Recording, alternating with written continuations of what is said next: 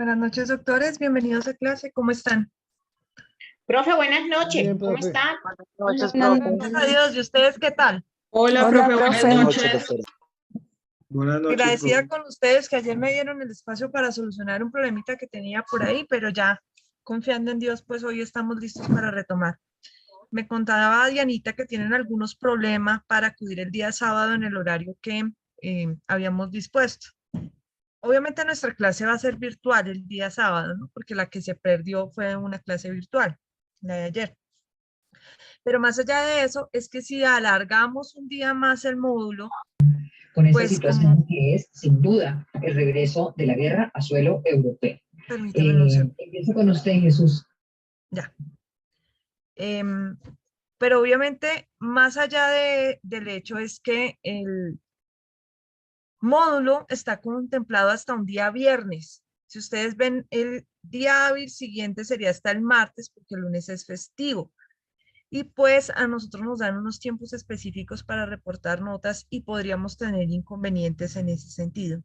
Entonces, por esa razón no es posible que lleguemos a prorrogar el término de la clase por un día más del módulo, porque nos generaría mayor inconveniente.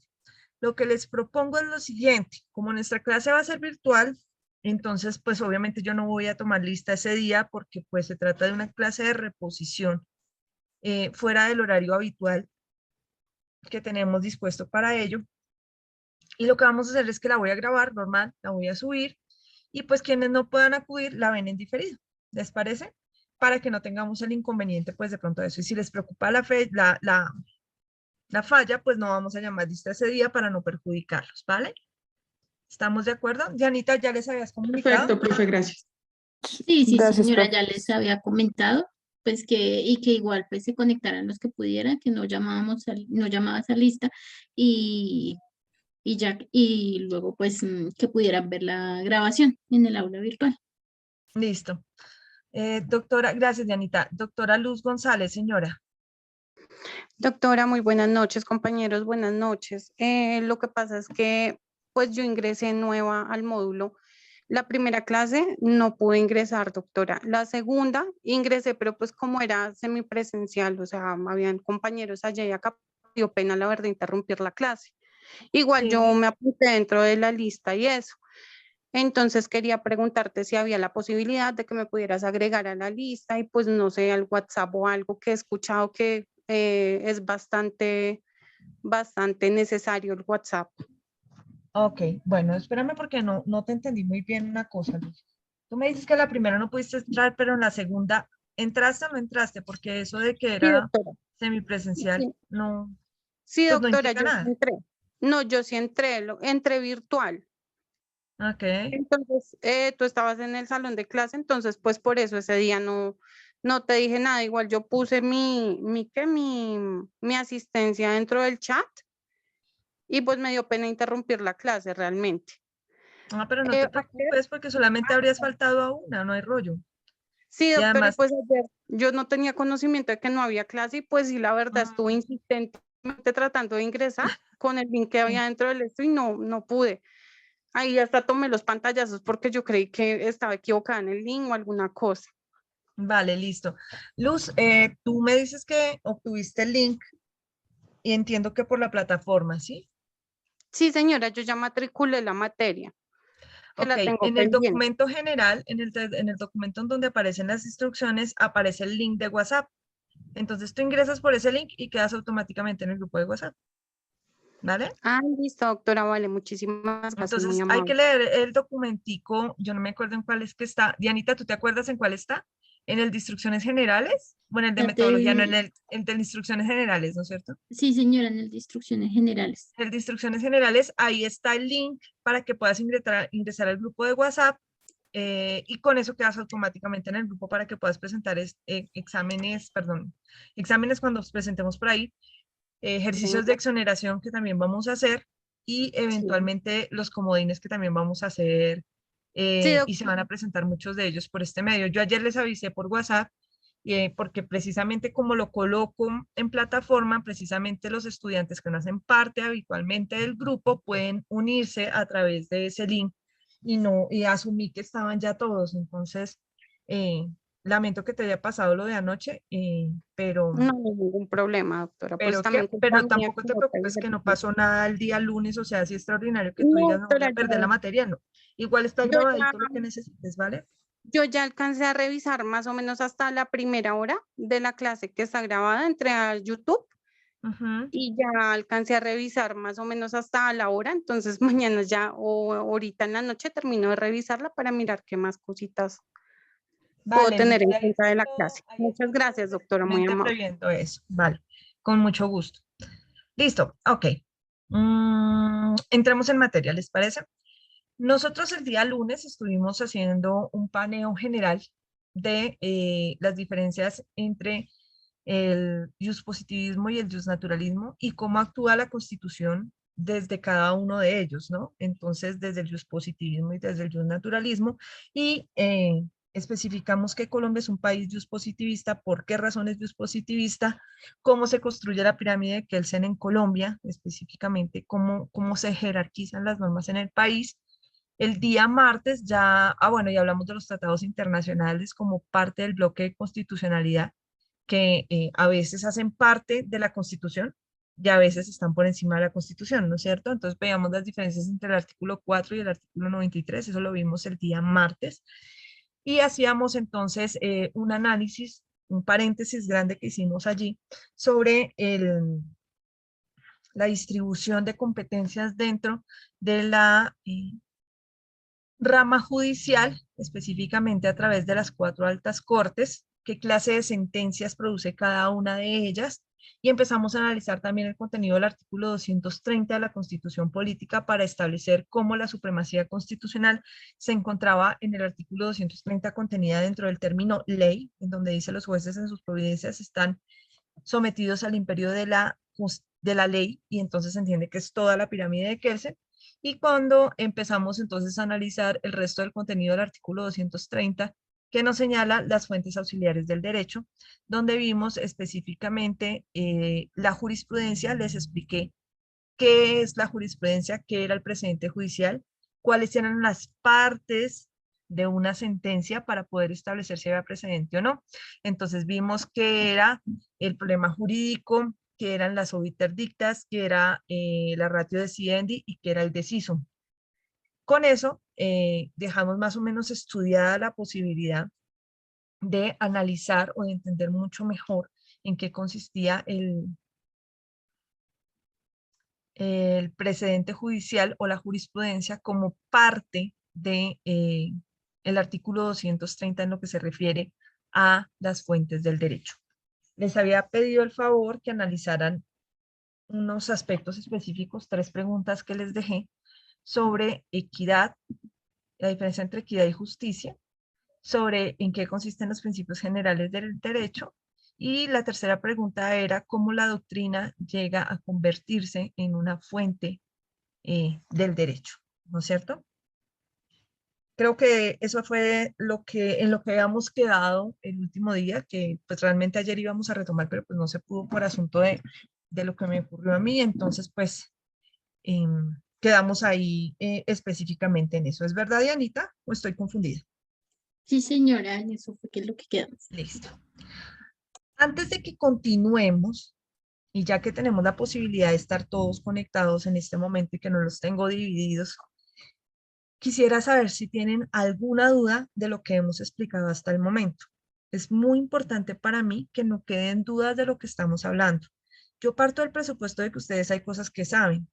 Evidentemente, a lo largo que voy hablando, me voy dando cuenta cuando no saben algo. Y por eso hemos abierto espacios para poderlos explicar. Pero más allá de eso, sí necesito que ustedes se sientan en la confianza necesaria para manifestar si no entendieron algo, pese a que ya lo expliqué. Porque si sigo avanzando, en el momento en que ustedes empiecen a presentar ejercicios, esas cosas que no se preguntan se van a capitalizar en errores grandes al momento de analizar los ejercicios que se les van a poner. Entonces es mejor que hablemos ahora, antes de seguir adelante, y no nos quedemos ahí con la duda porque nos da pena preguntar eh, y que después terminemos perdiendo un examen. ¿Listo? ¿Alguna duda sobre lo que hemos visto hasta el momento? Ok, listo. Entonces, vamos a empezar el día de hoy a hablar. Les comparto pantalla por acá. Sure. ¿Me están escuchando bien? ¿No se nos ha entrecortado nada? Si algo ocurre, me avisan, por favor. No, profe. Listo, perfecto. Entonces vamos a empezar a hablar acá de las diferencias que existen entre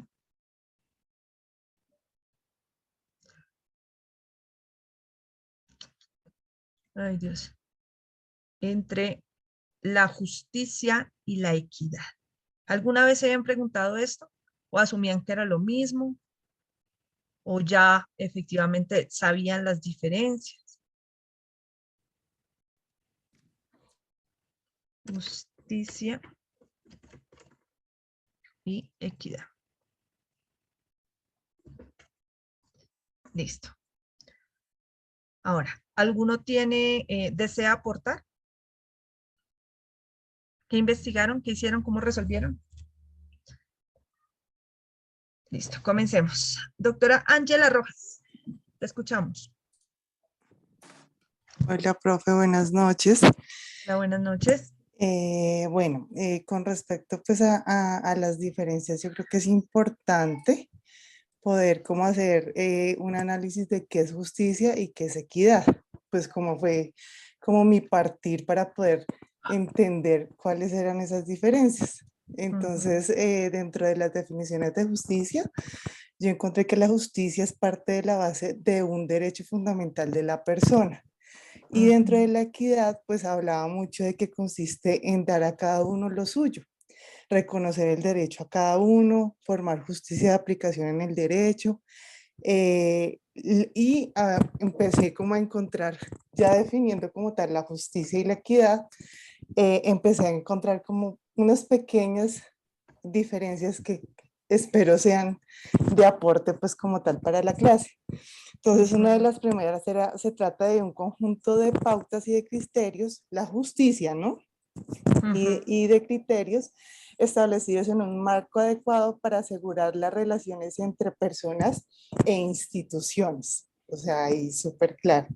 Entonces, digamos acá, en la diferencia de equidad fue que encontré que no solo interpreta la ley, en algunos casos, sino que también impide que la aplicación de la ley perjudique a algunas personas, ya que cada interpretación de justicia debe direccionarse hacia lo justo. O sea, en parte tiene relación, pero aclara de que la justicia es más enfocada como en el término de relaciones, de la ley escrita, de la norma tácita, y pues la equidad es la que equilibra, hace ese equilibrio como tal de saber qué es justo y qué no es justo. Entonces, otra cosita que encontré dentro de la justicia es que tiene facultades como autorizar, prohibir y permitir, como sus fundamentales.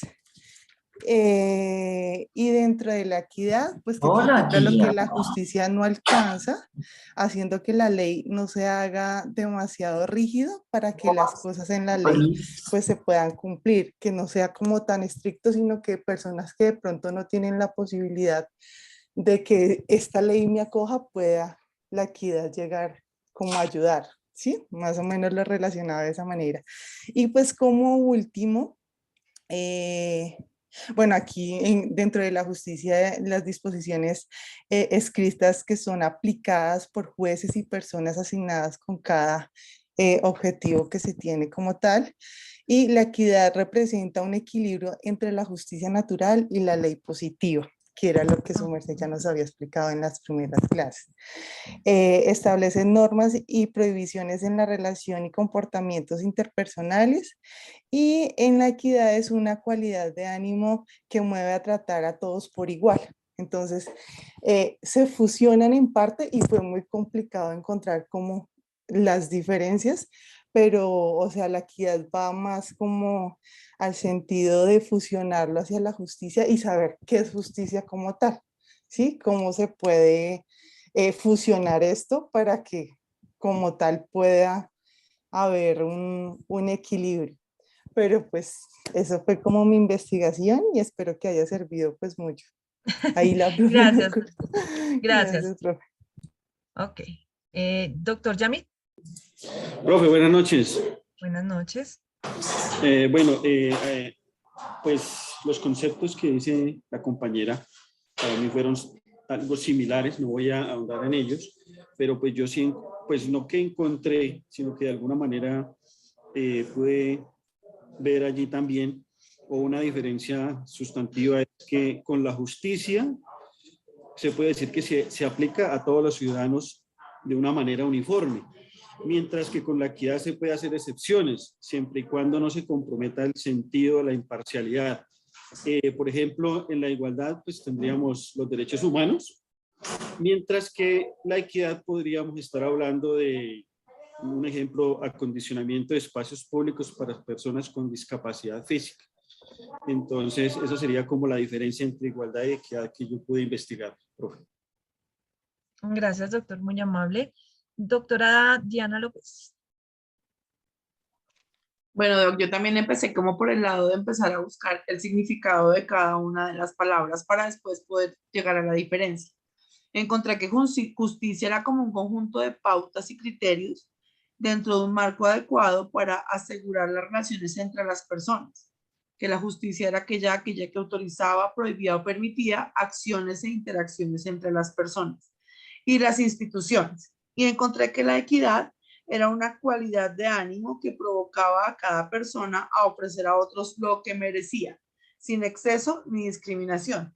Entonces, teniendo estas dos cosas, comprendí, o no sé si estoy mal, en que la justicia se basa en la igualdad, desde que todos tengamos como la misma cosa, mientras que la equidad hace referencia a dar a cada uno lo que merece en función de sus méritos y condiciones.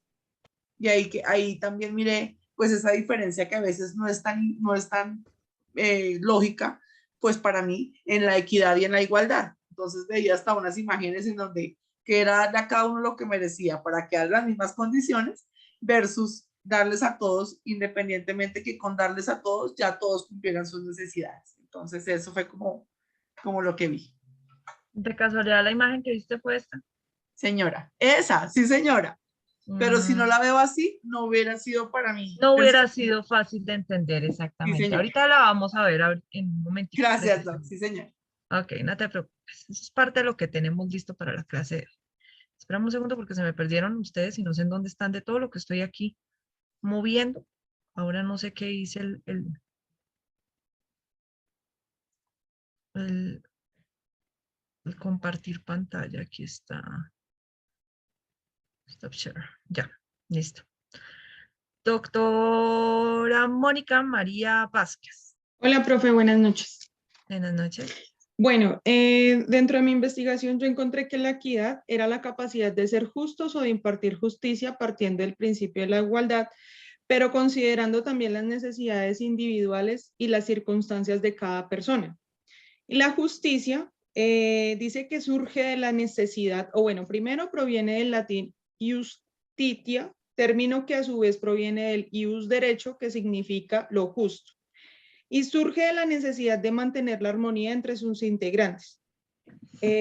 También encontré lo que la compañerita Diana mencionó hace un ratico y de pronto dentro de las diferencias entre justicia y equidad dice que la justicia es una facultad moral y formal que establece la igualdad en el trato entre los integrantes de una comunidad, establece las normas y las prohibiciones en las relaciones y los comportamientos, mientras que la equidad es una cualidad del ánimo que mueve a la persona a tratar a todos por igual o repartir a todos por igual. Y pues que la justicia está más relacionada con el término de la igualdad. Justicia tiene más que ver con igualdad. Aquí, listo. Gracias, doctora. Vamos con el doctor Aldemar Garzón.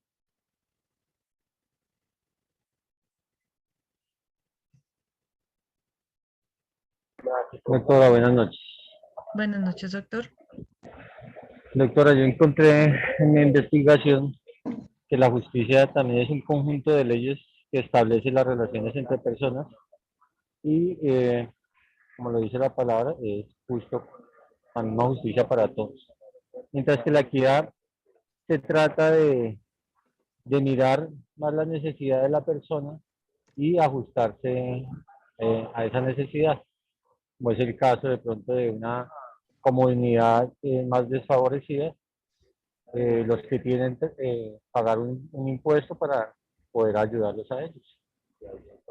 Básicamente eso. Gracias, doctor. Doctor Miguel Castañeda.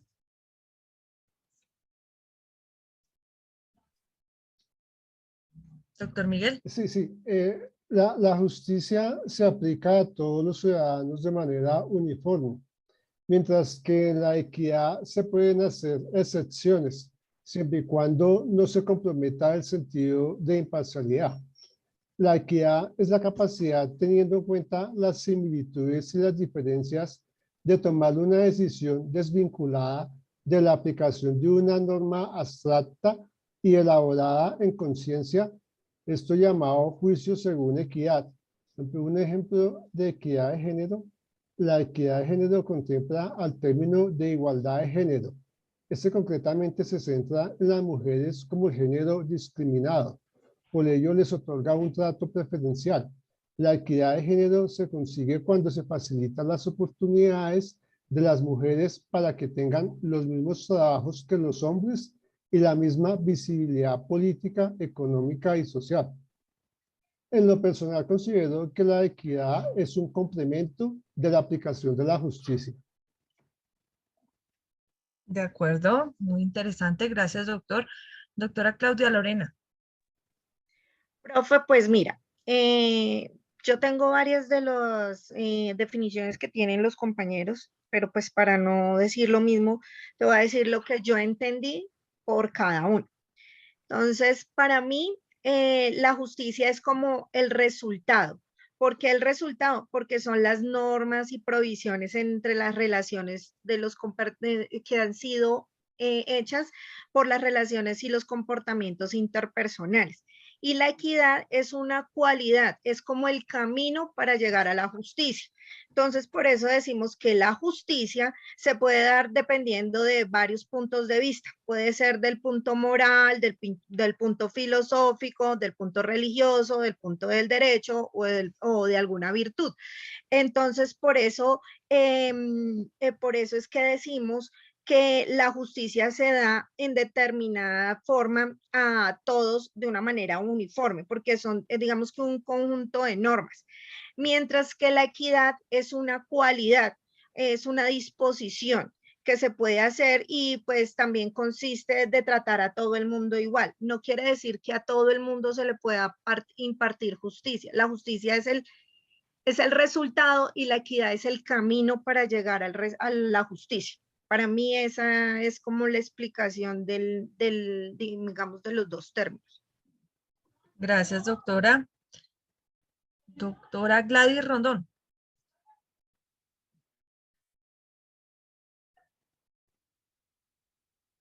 Doctora Gladys. Doctora Gladys Rondón. Doctora. Creo que no nos escucha. Vamos mientras tanto con el doctor Omar Claret Córdoba. Pero buenas noches, compañero, buenas noches. Buenas noches, doctor. Pues ya los compañeros que me antecedieron, pues, han expresado una serie de conclusiones que se ajustan, pues, a lo que queríamos o usted nos sugirió investigar. Sin embargo, pues yo tengo así, de manera muy suscitada, unos conceptos frente a lo que es la diferencia entre la justicia y la equidad, pues, algunos decían que la justicia es la voluntad constante de dar a cada uno lo que le corresponde. Y en ese sentido, podemos decir que es como el referente de rectitud que gobierna la conducta y nos constriñe o nos obliga, pues, a respetar los derechos de los demás. Y frente a la equidad, pues podríamos manifestar que es la acción de dar a cada individuo, por diferente que sea lo que le corresponde. Sin embargo, podemos contemplar y podemos decir que cuando se imparte justicia, esta acción conlleva un alto grado o ingrediente de equidad en todas sus manifestaciones. Pues eso más o menos fue lo que yo pude, digamos, concluir y investigar, doctora. Muchas gracias. Gracias, doctor. Doctora Gladys, ¿ya puedes activar tu micrófono y cámara? Yo realmente no te lo tengo bloqueado, pero me dices que sí, entonces estoy aquí tratando de activártelo desde acá, pero tampoco me deja. Doctora Gladys. No. Si quieres, sal y vuelves a entrar a ver si se desbloquea, porque yo no te lo tengo bloqueado. ¿Listo? Ok. Lo que ustedes han dicho es la forma como se trata de integrar, como decía una de sus compañeras, una serie de conceptos que tienen aplicación en diferentes campos, como es la justicia y la equidad. La justicia sobre todo ha sido abordada desde muchos campos diferentes como la filosofía, el derecho y la religión. ¿Listo? Y la equidad es un término que aunque ha sido menos abordado que la justicia, en ocasiones algunos lo toman como si fuese lo mismo. Es posible que antes de que ustedes hicieran este análisis que pedí que hicieran, consideraran que hacer justicia y fallar en equidad o decidir en equidad era lo mismo. O sea, ser equitativo es igual a ser justo. Probablemente si hubiéramos hecho ese análisis antes de que ustedes hubieran averiguado esto, muchos habrían dicho es eso. O sea, ser justo es como ser equitativo, o ser equitativo es ser justo. En realidad no, son caminos completamente diferentes, ¿de acuerdo? La apreciación más cercana es justamente la que nos decía hace un momento nuestra compañera, perdónenme el nombre, no recuerdo quién fue una de las últimas, y es esta.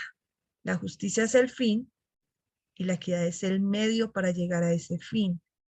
Es la forma más sencilla en la que podemos llegar a definirlo. Adicionalmente, en esta imagen nos muestran un poco la diferencia entre la igualdad y la equidad. Ojo, igualdad y equidad, no necesariamente entre justicia y equidad. ¿Listo? Que son cosas diferentes. Varios de ustedes decían, es que la justicia parte de la igualdad. Entonces es darle a todos lo mismo. Pero si ustedes se remontan a la definición platónica de igualdad,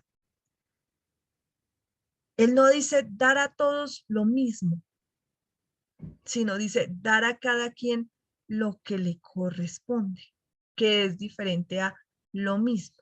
Si le damos lo mismo a todos, estamos hablando de igualdad. Mira.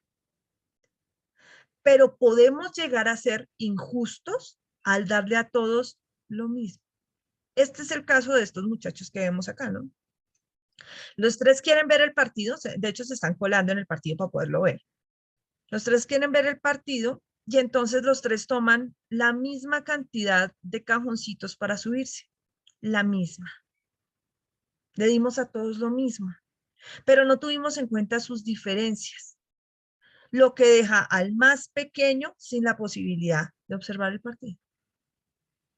Aquí estamos siendo injustos al darle a todos exactamente lo mismo. Si nosotros tenemos en cuenta las diferencias de cada quien y le damos al que menos tiene más, puede llegar a considerarse injusto. Pero lo que estamos haciendo es justamente equilibrar la balanza de la justicia para que estén al mismo nivel. ¿Listo? Voy a explicarles esto de una manera un poco más coloquial. Cuando nosotros estamos en una estación de Transmilenio, de aquellas que tienen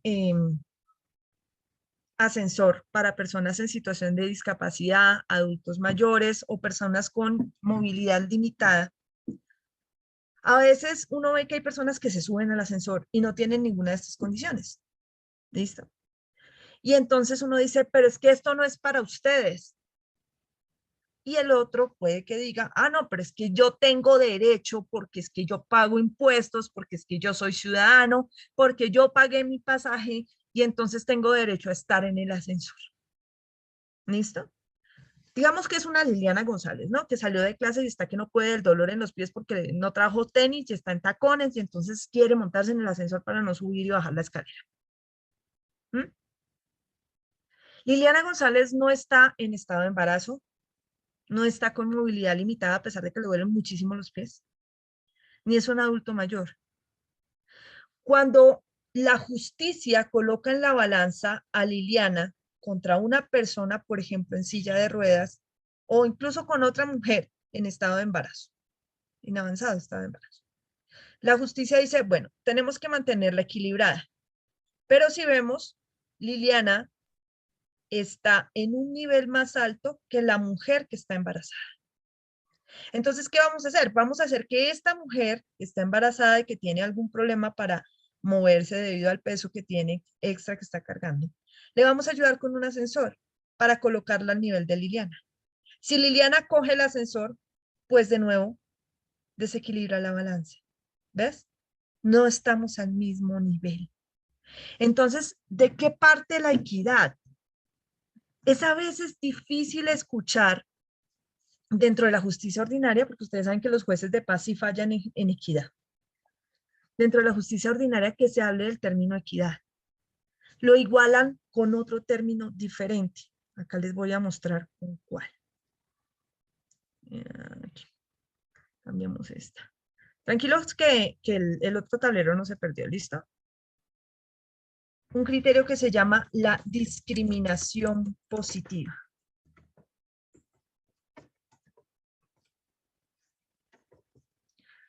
La discriminación positiva es algo bueno y es algo por lo que propende la Corte Constitucional y por lo que propende la misma Constitución política.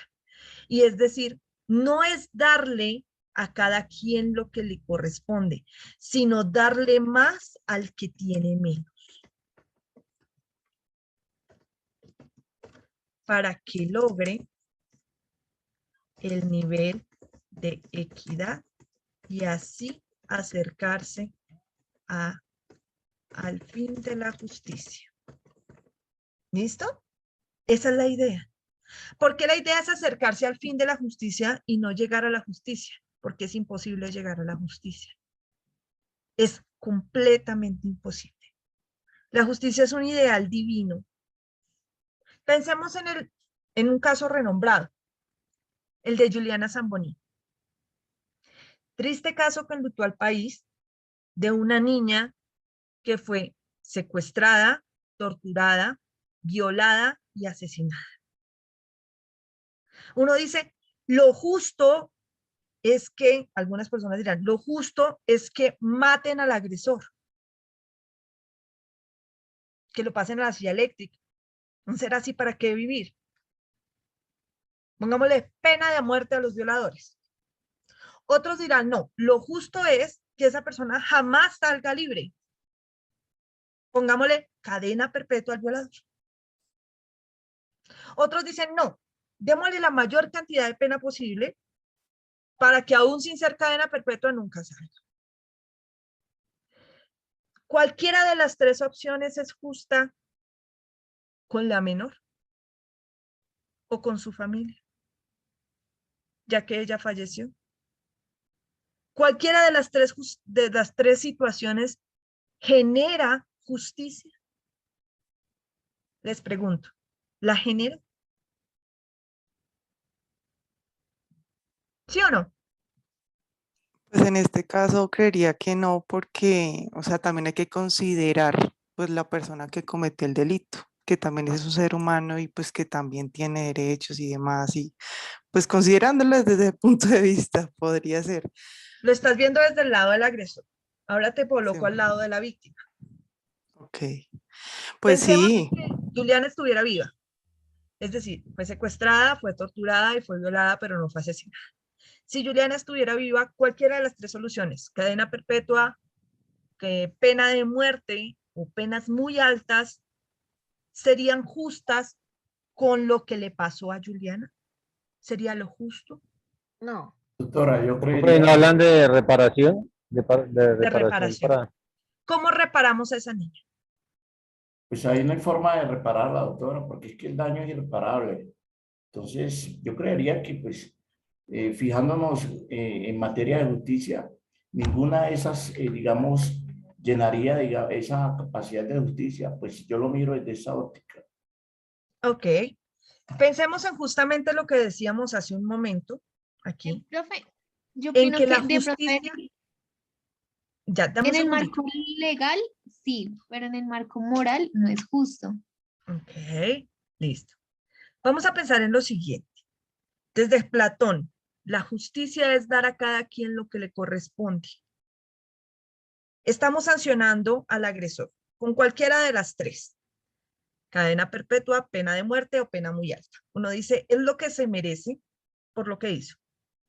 ¿Listo? Ahora, desde el otro lado, Juliana o su familia están recibiendo lo que merecen. No. ¿Qué merecería Juliana? ¿Qué sería lo justo? Pues que la familia fuera reparada al menos económicamente y no lo fue, porque Ni siquiera eso. No Juliana hay fue dinero. Reparación y justicia. La muerte del delincuente. del agresor. Que le recetó Es que ese es y el- lo vean morir con dolor. Tampoco. Es que Que ese le es el respeten a ella. problema, que la justicia es muy relativa. Tú no puedes decir que sí van a repararla dándole dinero, porque tú no sabes cuánto vale la vida de la Ningún niña. dinero va a reparar. Exacto.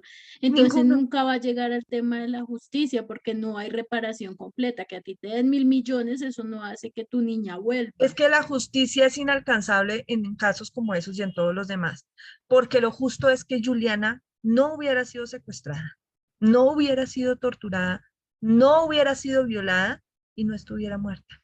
Lo justo es que Juliana fuera una niña que hubiera crecido sana, tranquila, libre, con acceso a la educación, que sus padres la hubieran visto crecer, convertirse en una mujer, tener sus propios hijos, si era su elección. Eso era lo justo. Acá realmente estamos siendo justos con la sociedad y con el agresor al imponerle una pena por lo que hizo, pero con la víctima no se es justo.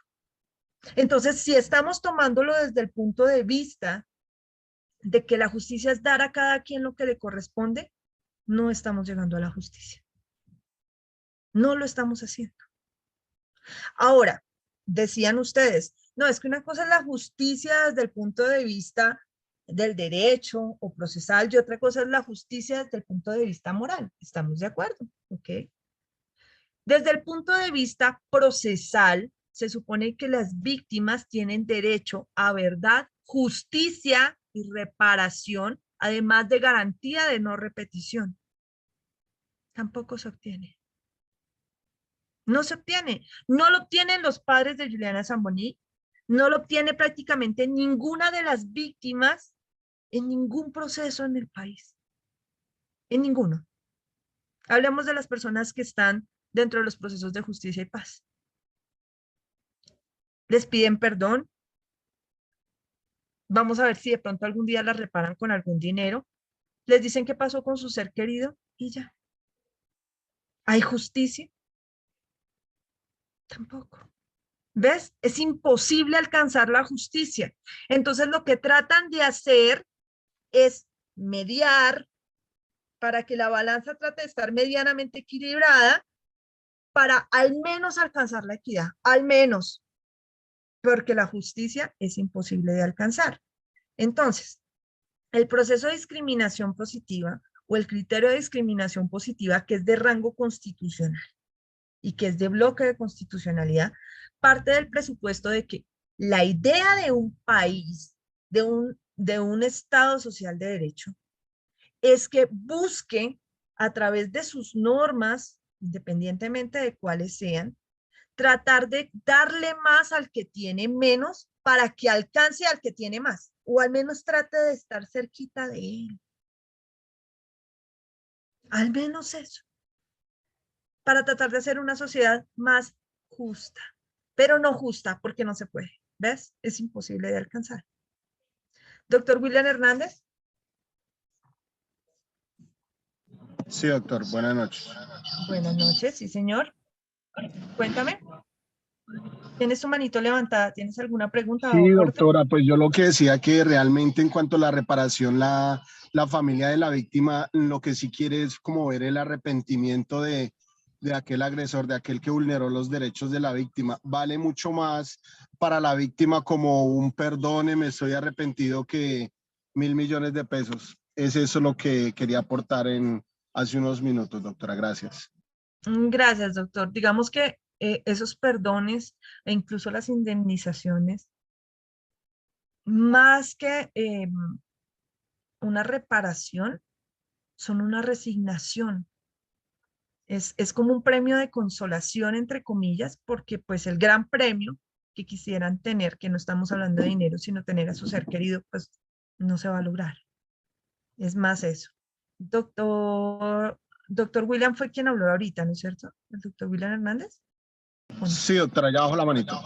No, ya te la bajo, no hay problema. Gracias. Yo sé que estás manejando. Doctor Aldemar Garzón.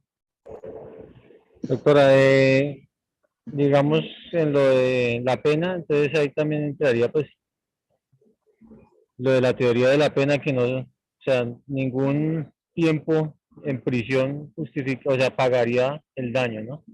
O sea que no, esa no sería la solución para... Ni la muerte. Ni la muerte. Ni la muerte. Y por otro lado, quería también hacer una acotación con lo de la equidad. Si le quitan a las personas para darle a los menos favorecidos, me parece a mí que es más de cultura o más de educación, porque pasa como cuando una persona estudia mucho y una no, y a la que está estudiando mucho le quitan la nota para la que no, entonces, algo así. Entonces, Okay. pues eso siempre lo hemos dicho, pues, o sea, siempre se ha dicho, porque por decir algo, en Venezuela trataron de darles, ¿cómo se llama? Subsidios a todo, y resulta que fue pues súper mal, porque se acostumbraron a que todo les dieran, entonces ya nadie quería trabajar. Entonces, eso es eso es cierto, todo relativo, extremo ¿no? es malo. Sí. Bueno, Pero esa si era tú la eres, acotación. no hay estado que sobreviva sin subsidio. Por ejemplo, en nuestro país tenemos subsidios que son pequeñísimos, pero subsidios para estratos 1, 2 y 3, para el pago de servicios públicos, por ejemplo. Existe un presupuesto básico en la tributación, es decir, en el pago de impuestos, que se refiere a que quien tiene más, tributa más, y quien tiene menos, tributa menos. Entonces, ¿qué estamos haciendo? Precisamente, como el que tiene más está más arriba económicamente que el que tiene menos, si les aplicáramos exactamente el mismo valor de impuesto, pues estaríamos manteniendo la desigualdad. Entonces, ¿qué hacemos? Le quitamos más a este para ayudar un poquito a estos. ¿Ves? Es discriminación positiva. Claro, si nosotros empezamos a generar subsidios para absolutamente todo, nos volvemos un Estado benefactor y lo que hacemos es quebrar al Estado y quebrar a la sociedad, que es probablemente a lo que se refería hace un momento el doctor. Ok, sí, mira, ahí está la doctora Claudia sobre subsidios de servicios. Vamos a hacer un ejercicio, ¿de acuerdo? Les voy a pedir que lo analicen desde el punto de vista de ustedes. No consulten nada, ¿listo? Porque quiero ver si entendimos cómo aplica esto al momento de resolver un caso, ¿listo? Vamos a analizar el siguiente caso. A ver si lo resolvemos desde la justicia, desde la equidad, desde los dos, ¿listo? Entonces, primero vamos a revisar la ley 750 del año 2002. Tranquilo que ya se las voy a colocar en pantalla. Ah, por cierto, ¿cómo les ha ido con el... ¿Si es la 750? No, no es la 750. La de 1982. ¿Cómo les ha ido con la búsqueda de normas que les dije por internet? Súper, profe. ¿Bien? Sí, ¿Han podido porque prácticamente uno ingresa y está actualizada.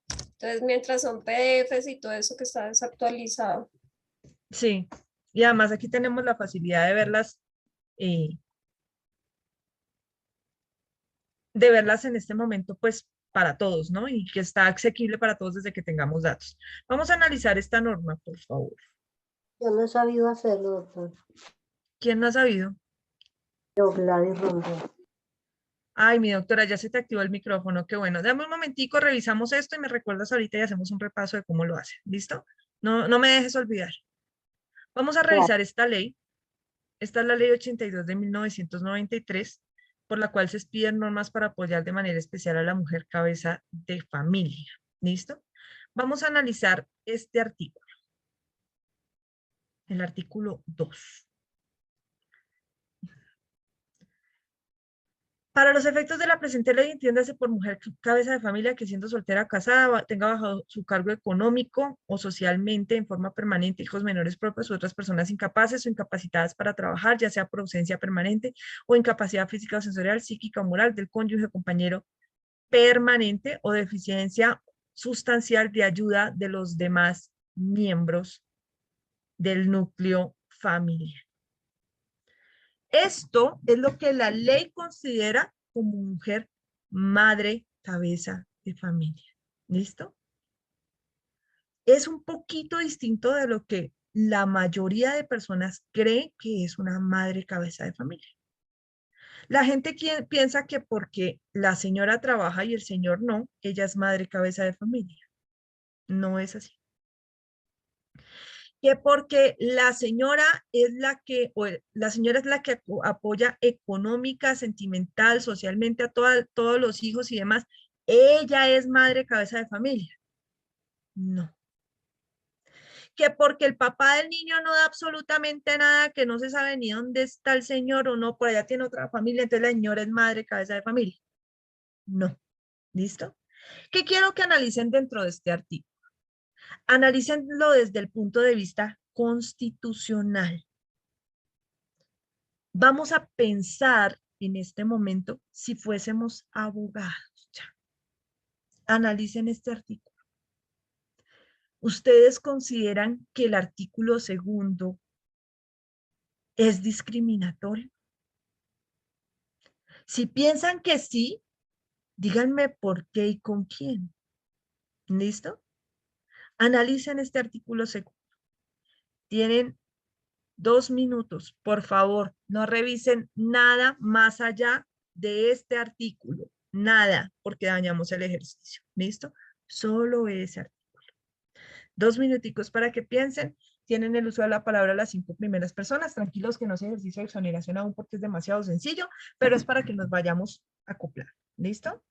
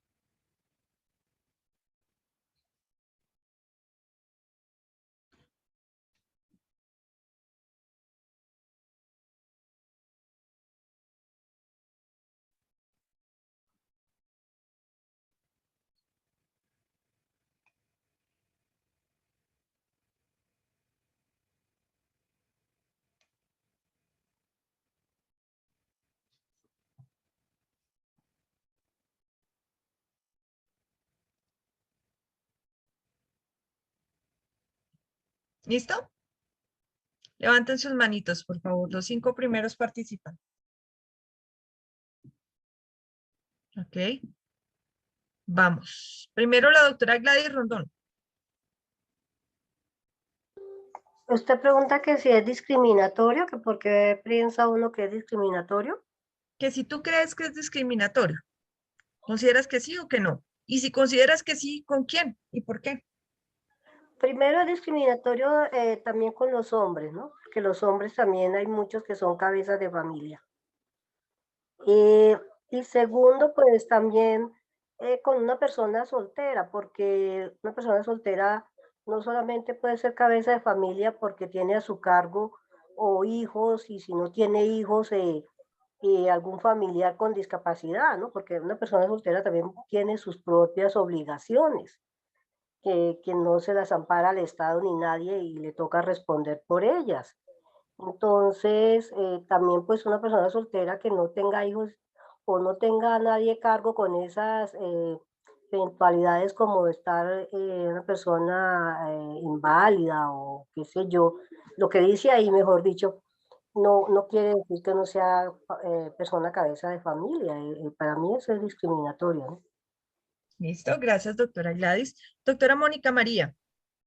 Profe, para mí sí es discriminatorio porque si bien hay personas que tienen a cargo personas con discapacidad o incapaces, también existen otras mujeres que por su condición de pronto divorciadas o de pronto, no sé, si ya no tienen pareja o bueno, por X o Y motivo, también tienen que hacerle frente a la vida y a sacar adelante a su familia. Entonces considero que sí es un poco discriminatorio el artículo.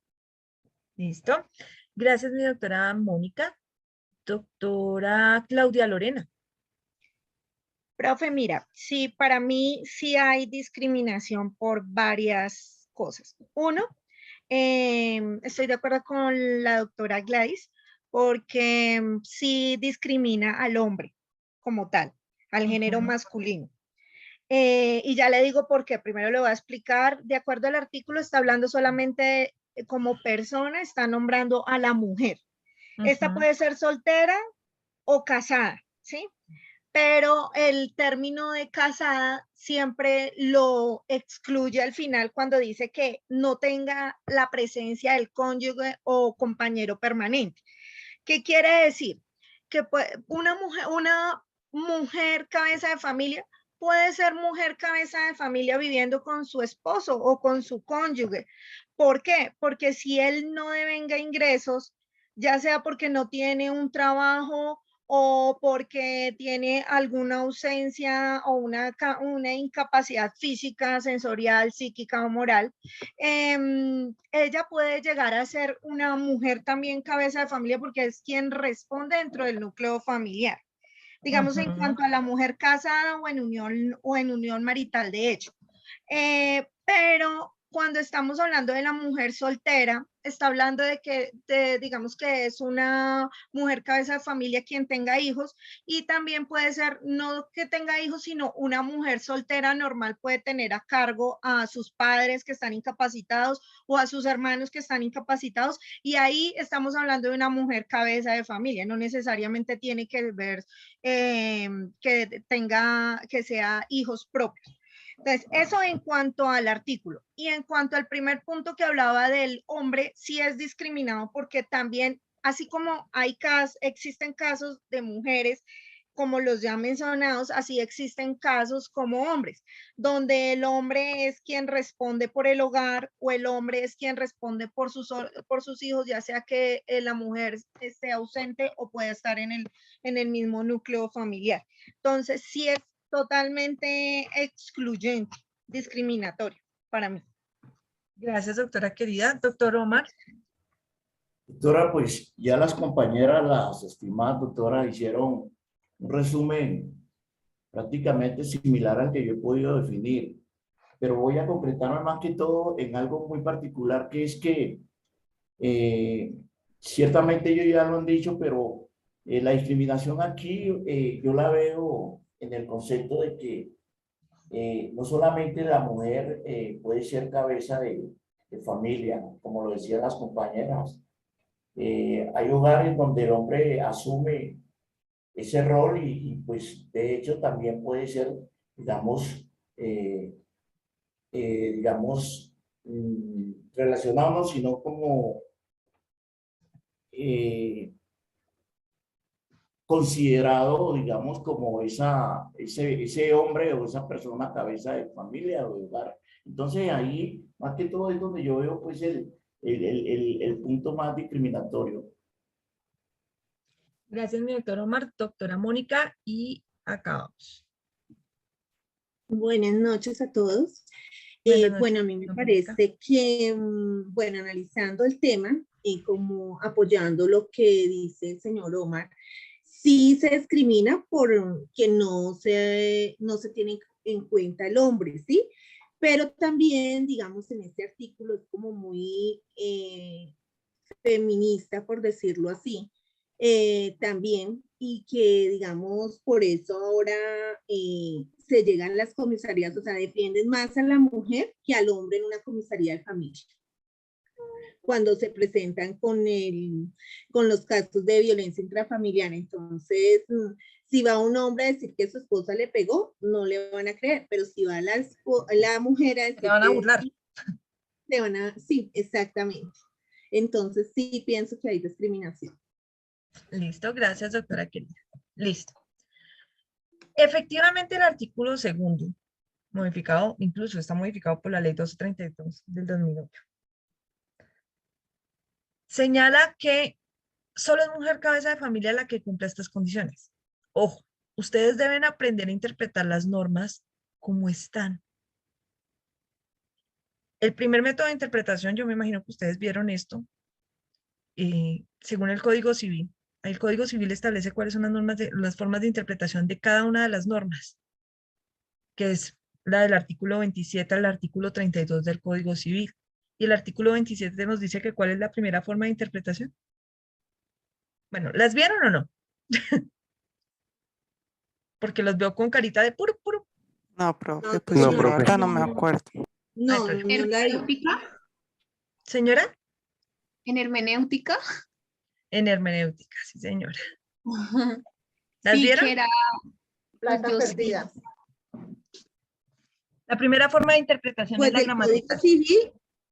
Sí, del Código Civil. Ya Lo ahorita les vimos, vamos. pero no tan problema. profundo. Les voy Y las contando acá. vimos, sí, señora. Ley 187 de 1886. Creo que esa es. Ese es el Código Civil colombiano. ¿Es así? Ley 57, perdón, de 1887. El 27 del Código Civil. Sí, señor, mira. Yo lo tengo Entonces, en la mano. mi doctora Gladys, mira. Ley 57 de 1887. Vamos a ver esa que es el Código Civil, para que de una vez vayamos repasando. Le colocas aquí consulta de la norma, siempre en Google. Profe, no sé si soy yo, pero nos está viendo. No, Carambolas. Bueno, tampoco. perdón, ya les comparto entonces porque pensé que estaban viendo esa pestañita. Vamos a colocarla aquí. Ley, mira, doctora Gladys, ¿estás ahí? 1887. Doctora, gracias. Estoy mirando lo que está mostrando. Muchas gracias. Listo. Consulta de la norma. Esto es para que aprendamos a buscar y a trabajar con las normas actualizadas, que fue lo que les enseñé el primer día. Entonces en Google escriben el nombre de la ley, que es esta, y consulta de la norma para poder buscar la actualizada. Y entonces aquí nos aparecen varias búsquedas. Mira, función pública, ICBF, SWIN, Javeriana, Secretaría del Senado. Esta. ¿Listo? Aquí ya nos está buscando, esta es otra ley, espérate. La ley 84 al 87, Código Civil Colombiano, Hábitat, documentos, alcaldía, increíble, no está. Hoy fue que no la vi. No la vi. Ley 153, ley 57 de 1887, aquí está. Es que es por lo viejita. Tal vez que no está. Un poquito viejita. No, aquí no la está buscando. Eso sí está mal. No sé por qué no está en la biblioteca del Senado, pero debería estar ahí. Profe, yo siempre la consulto, pero yo lo busco diferente. Yo coloco Secretaría del Senado y coloco Código Civil y me sale de una. Sí, debe ser que la tienen guardada de otra manera. Pero no debería ser así porque siempre está por el nombre del... Está por el nombre del código común. Acá está, mire. El 84 del 87. Ah, es que está modificada, sí. Entonces vamos a buscar acá el artículo 27. Doctora Gladys, mira aquí. ¿Buscas en artículo? ¿Qué estás viendo aquí? Doctora Gladys. Esperemos que sí. Y bajamos hasta el 27. Se me pierde. Y mira, de aquí hacia abajo aparecen las formas en que debemos interpretar la norma. Esto es lo básico que debe saber cualquier abogado, cualquiera. Esto debería ser la primera clase de introducción al derecho. Entonces, interpretación gramatical. La primera forma de interpretar es gramatical, o sea, la literal. Cuando el sentido de la ley sea claro, no se desentenderá su tenor literal a pretexto de consultar su espíritu. Esos son unos enredos bacanos. Pero bien se puede, para interpretar una expresión oscura de la ley, recurrir a su intención o espíritu claramente manifestados en ella misma o en la historia fidedigna de su establecimiento. Clarísimo. Uf, eso uno lo entiende de una. ¿Qué le está diciendo? Más, palabras menos. Si la ley es clara, interprétela como está ahí, tal cual como está escrita. Pero si en alguna parte no la entiende, empiece a consultar el famoso espíritu de la ley, que es qué quiso decir el legislador. Entonces, para eso, para consultar el espíritu de la ley, se consulta la exposición de motivos de las leyes, que ahora también la tienen ustedes en Google. Les colocan exposición de motivos de la ley y tal, ya aparece. Y buscan la parte específica que quieren que sea clara. Y entonces ahí le dicen a qué se refería y por qué razón colocaron esa palabra en otra. ¿Listo? Entonces volvamos a la ley. Ley 82 de 1993. ¿Están viendo la ley? Sí, No. señora. Señora. Ah, la ley sí, Sí, señora, sí se ve. Ley 82, artículo 2. ¿Sí está ahí seleccionada? ¿Sí? Sí, sí, Volvimos a la ley. Sí, Dice, señora. para los efectos de la presente ley, entiéndase por mujer cabeza de familia quien siendo soltera o casada. No dice quien siendo soltera y casada, sino una de las dos. Es decir, en Colombia están esos estados civiles, soltera, casada. Si está en unión libre, está soltera, pero con unión marital de hecho, o con unión marital de hecho vigente. Si no vive con nadie, es soltera, sin unión marital de hecho, pero es soltera. ¿Listo? Tenga bajo su cargo, económica o socialmente, en forma permanente, hijos menores propios de ella, u otras personas incapaces o incapacitadas para trabajar. Era algo de lo que ustedes hablaban hace un momento y decían, es que me parece discriminatorio porque es que no está teniendo en cuenta, que nos decía la doctora Gladys, a las mujeres que tienen a otras personas a su cargo y que no son los hijos. Ahí están. Otras personas incapaces o incapacitadas para trabajar, ya sea por ausencia permanente o incapacidad física, sensorial, psíquica o moral del cónyuge o compañero permanente. Esta parte solamente aplica para quienes estén casadas o en unión libre, o deficiencia sustancial de ayuda de los demás miembros del núcleo familiar. ¿Qué quiere decir esto? Que usted puede llegar a ser madre cabeza de familia de su papá, o de su hermano, o de los hijos de un amigo.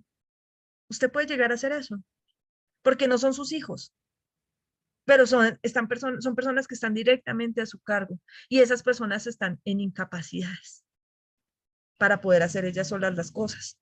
Eso de la incapacidad, la ausencia permanente o la incapacidad permanente física, sensorial, psíquica o moral, se refiere al cónyuge. Es decir, si el tipo es un vago y no hace nada, no está incapacitado. Eso no convierte a la mujer en madre cabeza de familia, porque el tipo tiene unas obligaciones con sus hijos que no cumple. ¿Ves? Entonces no es que sea injusta la norma, al menos en ese primer aspecto no lo es. En lo que sí coincide en la mayoría de ustedes, y realmente muy bien por eso, es que está discriminando a los hombres, porque efectivamente hay hombres en la misma situación. Y eso ya fue demandado ante la Corte Constitucional y la Corte dijo, está bien, no voy a anularla, o sea, es decir, no la declaro inexequible porque al declararla inexequible desaparece el ordenamiento jurídico y ni mujeres ni hombres, sino lo que digo es, queda condicionalmente exequible bajo el entendido que si hay hombres en la misma situación de estas mujeres, tendrán los mismos derechos que la mujer madre de cabeza de familia. Entonces ya hay mujeres y hombres cabeza de familia, gracias a que la Corte amplió la interpretación de la norma, que ese es uno de los cuartos o quintos métodos de interpretación legislativa que existen según el Código Civil. ¿Listo? Entonces, bien por ese lado. Espérame un segundo porque se me perdieron y ahora no veo dónde están sus manitos levantadas. Doctora Mari Giraldo, señora. Hola, buenas noches. Hola, Yo pienso, digamos, en el contexto general de la discriminación, digamos, tanto al hombre como a la mujer, siempre el tema recae mucho sobre la mujer. Es decir, un ejemplo, la trasladamos a una mujer cabeza de familia, ¿sí? Pero digamos en un contexto familiar, digamos de la pareja que tienes hijos, que tiene hijos, cuando tú vas a una comisaría de familia, ¿sí? Tienes tus hijos, tiene tu hijo, va a pelear una, digamos, qué sé yo, la cuota alimentaria, pues, y la ley obliga al padre a pasarle 150.000 pesos. Para mí eso es súper discriminatorio contra la mujer, en este concepto hablando de la responsabilidad de la mujer. Entonces, o sea, yo digo, o sea, en serio, ¿de dónde sacan que 150.000 sirve para sustentar una ausencia, ¿sí? Sirve para sustentar una alimentación o todo lo que acarrea, digamos, la manutención de un hijo? 1, 2, 3, ¿sí? Para mí eso es totalmente discriminatorio contra la mujer. No hay equidad, no hay igualdad de condiciones con respecto. Un hombre puede decir, no tengo empleo, pero la mujer no puede decir tampoco no tengo empleo porque tiene la responsabilidad, es madre cabeza de familia, tiene hijos, padres que de pronto convivan con ella, que tiene que solventar. Entonces, en ese sentido, ella tiene que sí o sí cumplir con unas obligaciones. Y en este aspecto, pues la ley es muy, o sea, para mí, digamos que no tiene razón ni sentido a no proteger a la mujer como tal. Pues eso pienso yo y lo veo desde ese punto. Tienes razón, doctora querida. Lamentablemente la forma en que se fijan las cuotas alimentarias en las comisarías de familia no es ni equitativa ni justa. Y no hablemos solamente de las mujeres, porque sí, la mayoría de veces las mujeres somos las que acudimos a las comisarías de familia para solicitar fijación de cuota alimentaria, pero cada vez son más los hombres que acuden también a comisarías de familia para fijación de cuota alimentaria y ocurre exactamente lo mismo. Entonces, yo he llegado a ver casos en donde fijan cuotas alimentarias de 75.000 pesos, de 90.000 pesos, de 200.000 pesos, 100.000 pesos por cada niño. Chico, pero por Dios, o sea, ¿en qué planeta viven? No sé, las personas que no tienen hijos, pues tal vez no lo saben, pero eso no alcanza para nada, no alcanza para los pañales, no alcanza para el colegio, no alcanza para quien los cuide, no alcanza para la comida. O sea, realmente es una situación que más que discriminatoria, está alejada de la realidad, porque se aplica tanto a hombres como a mujeres. Sería discriminatorio si un hombre acudiera y dijera, ah, no, listo, como usted está demandando a una mujer, entonces le vamos a poner más cuota alimentaria a la mujer que al hombre. No, las fijan exactamente igual, de la misma manera. Y entonces ahí la discriminación por razones de género no se daría, porque se aplica igual para hombres o para mujeres. Lo que pasa es que el problema es de la forma como se está fijando, que no es conforme a la realidad social y económica del país. Es más eso. Ahí aplicamos lo que estábamos hablando al principio de las diferencias entre equidad y justicia. O sea, exactamente. Incluso para una mujer que tiene que solventar una casa, que tiene que cuidar a su hijo, que los gastos superan, qué sé yo, 2, 3 millones y el hombre solo aporta 150. O sea, es totalmente desfasada la ley y realmente eso siempre lo vamos a vivir porque no estamos en un país donde no se miden ese tipo de cosas. O sea, el hombre simplemente le creen al hombre la palabra de él, no tengo trabajo. Al que vaya. O a la mujer. Al que vaya le creen lo que diga. Exacto, no tengo trabajo. Pero entonces la mujer tiene la obligación de velar por ese hijo que está al lado. Pero ¿dónde están las condiciones que el Estado que proteja a esa mujer que tiene esas responsabilidades? No las hay. Sí, señora. Pero lo que le digo, no es un problema de discriminación en virtud de género, sino es un problema de alejamiento de la realidad social respecto de la norma. ¿Listo? Pero, disculpe, pero es que como hay personas que se ganan un mínimo, entonces, otras menos de un mínimo, pues cómo les van a poder también, tanto a hombres como a mujeres, colocar una cuota alta, ¿ven? Porque también mira, yo supongo que también mira el poder adquisitivo que tiene cada persona, ¿no?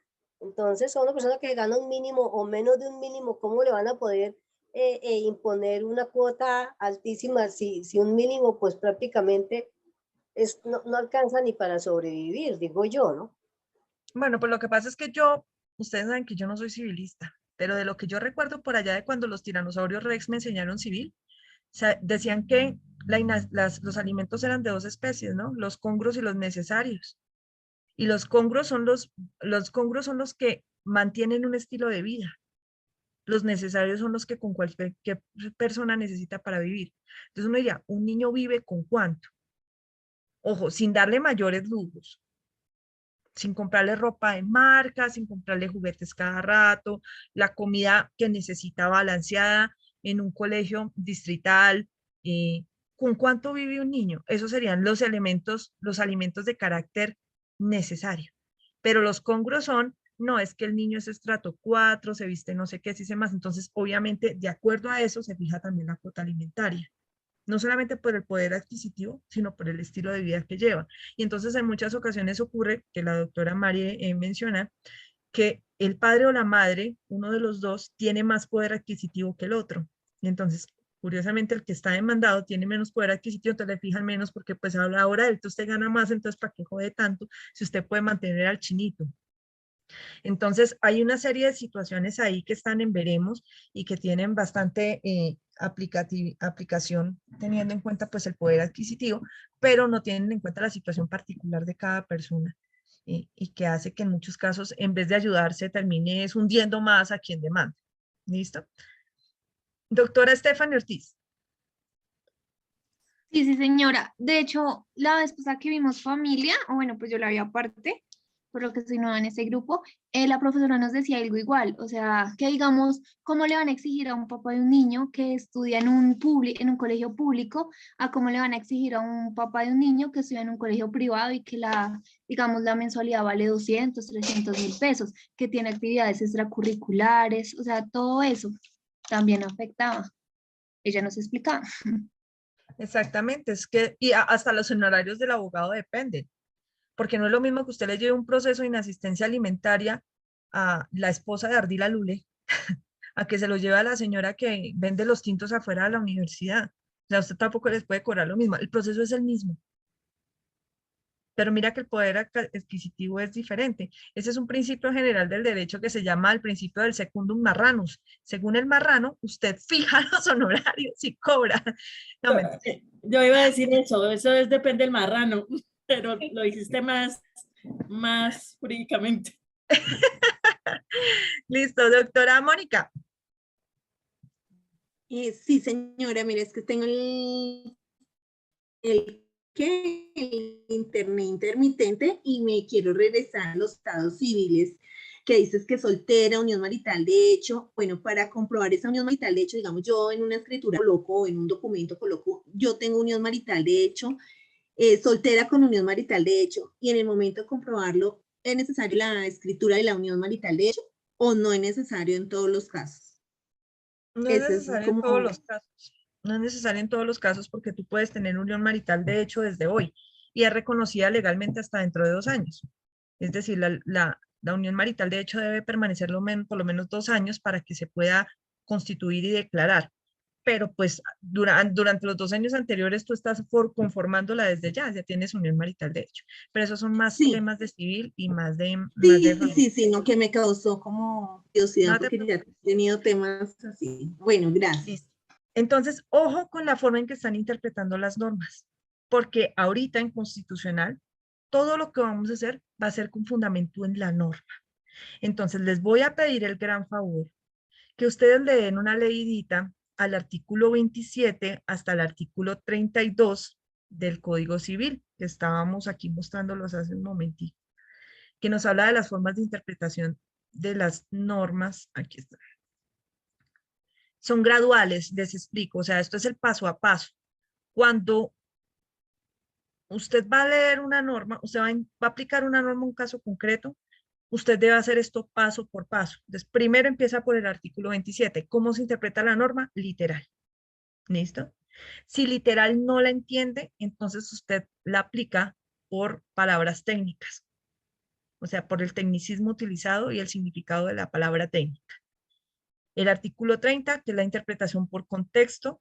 El 31, que es la extensión de una ley, que es justamente lo que hizo la Corte Constitucional con esta ley de madre cabeza de familia, aplicó extensión y aplicó que lo mismo que se estaba teniendo en cuenta para las mujeres se extendía a los hombres que estuvieran en las mismas circunstancias. Y finalmente, el subsidiario de interpretación, que es los que se refieren por analogía o equidad natural. Estos también tienen que revisarlos. Por favor, ojo con eso, porque yo les pido por favor que lo lean y a medida que vayamos avanzando, vamos aplicándolo.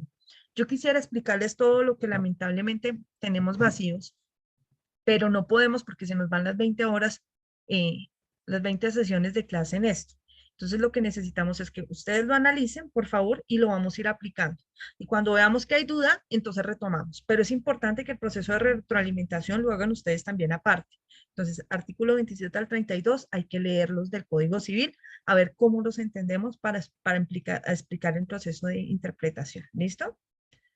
Ahora, entonces, retomemos por acá, espérame un segundito. Acá. Les comparto esta otra pantalla, que era en donde estábamos. Acá. Estábamos viendo las diferencias entre justicia y equidad. ¿Por qué? Porque justamente dentro del artículo 230 aparece que la equidad es criterio o fuente auxiliar del derecho. Nos dice, la primera fuente es la ley, las otras son subsidiarias. Entonces nos decía de la jurisprudencia, que ya la hablamos, de la equidad, que es lo que les digo precisamente, tratar de tantear, como darle más a hacer discriminación positiva, no darle todos exactamente lo mismo, sino tratar como de poner en una balanza el querer de todos para que logremos que el derecho vaya más equitativo, que es justamente lo que ocurrió con el artículo que acabamos de analizar de madre cabeza de familia.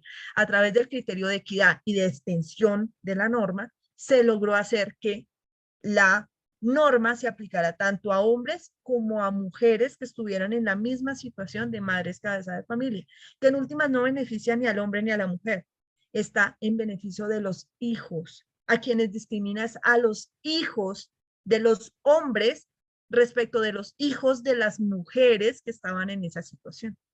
¿Por qué? Porque esta ley de madre cabeza de familia genera unos beneficios y unos subsidios especiales de oportunidades para las mujeres que están en estas situaciones y para sus hijos. Entonces, por ejemplo, para el acceso a salud, para el acceso a la educación, para subsidios especiales de vivienda y demás. Cuando se es madre cabeza de familia se tiene esas posibilidades. Entonces decían, ¿y cuál es la diferencia de los niños criados por una madre en estas condiciones a los niños criados por un padre en esas condiciones? Esos niños, los hijos del padre, de los padres en esas condiciones, no tendrían el mismo acceso que los otros niños, a pesar de estar en la misma situación, solamente porque quien los está criando es un hombre y no una mujer. ¿Ves? Entonces, lo que se hizo fue a través de la equidad, hacer que la norma, como estaba ahí positivizada, se ampliara para también aplicarla a los hombres. ¿Listo? ¿Hasta ahí me han entendido esas dos fuentes auxiliares de interpretación? Sí, doctora. Sí, profe. Sí, señora. Perfecto. Ahora, vamos con principios generales del derecho, que les dije que por favorcito los analizaran. Voy a borrar esto. ¿Puedo borrar? ¿Ya, o ya sacaron fotico? Sí, señora. Listo. Entonces borro por acá y borro por acá también. Listo. Vamos con los principios generales del derecho.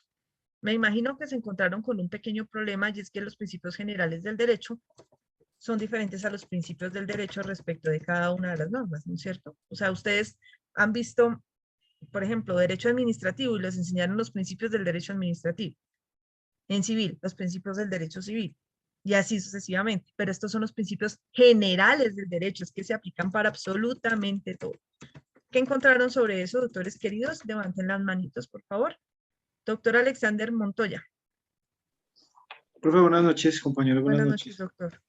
Profe, yo encontré algo que dice que los principios generales del derecho son un conjunto de ideas que atribuyen a las normas y al sistema jurídico en general un carácter ético. Es decir, se utilizan en la interpretación de normas jurídicas para saber cómo actuar ante ciertos enunciados normativos, enunciados más comunes o más generales. Es definido también como los principios más generales de la ética social, el derecho natural y la analogía jurídica, que han sido descubiertos por la razón humana y que son el fundamento para todo el ordenamiento jurídico. Analogía jurídica. Ok. Gracias, doctora Alexander. Doctora Nidia. Doctora, buenas noches. Buenas noches, sí, señora. Yo también encontré que los principios generales del derecho son un conjunto de ideas que atribuyen a las normas y al sistema jurídico en general con un carácter ético. Estos principios son fuentes actuales que se utilizan como cierre del sistema jurídico, son subsidiarias y son a las últimas que se recurren después de las leyes escritas y de las costumbres, que se encuentran en el derecho positivo. Este se refiere a las normas que han sido aprobadas según el proceso legislativo. También los principios generales se encuentran dentro del derecho, igual del derecho positivo, se entienden como los principios consagrados en la Constitución del Estado. Ok. Gracias, doctora Nidia. Doctor Miguel. Los principios generales del derecho son aquellas ideas fundamentales e informadoras de la organización jurídica de un país, es decir, los que dan sentido a las normas jurídicas legales o consuetudinarias existentes en la comunidad, los enunciados generales a los que se subordina un conjunto de soluciones particulares. Gracias, doctor Miguel. Doctora Ángela. Buenas noches, profe. Buenas Yo noches. encontré que los principios generales del derecho son enunciados normativos más generales que, a pesar de no haber sido integrados formalmente en los ordenamientos jurídicos particulares, recogen de manera abstracta el contenido de un grupo de ellos. Son conceptos o proposiciones de naturaleza axiológica o técnica que informan la estructura, la forma de operación y el contenido mismo de las normas. Estos principios son utilizados por los jueces, los legisladores, los creadores de doctrina y por los juristas en general. Pues cada uno de estos principios es un criterio que expresa un deber de una conducta para los individuos. El principio es aún estándar para el resto de las normas al hacer cumplir los deberes del individuo en su prioridad. Ok. Gracias, doctora Ángela. Doctora Luz González. Doctora, yo encontré que los principios generales del derecho son directrices primarias, universales, abstractas e irradiantes de todo el sistema jurídico y son aquellas ideas fundamentales que ayudan a dar sentido a las normas jurídicas dentro de un ordenamiento legal. Ok, listo. Gracias, doctora Luz. Doctora Aldemar. Doctora, yo encontré que a pesar de que no están escritos, pertenecen al derecho natural, es decir, ya por la naturaleza humana, por el hecho ser humano ya nos asisten, pues. Ok, o sea, no están por escrito, pero tienen que ver con la naturaleza. Sí, señora.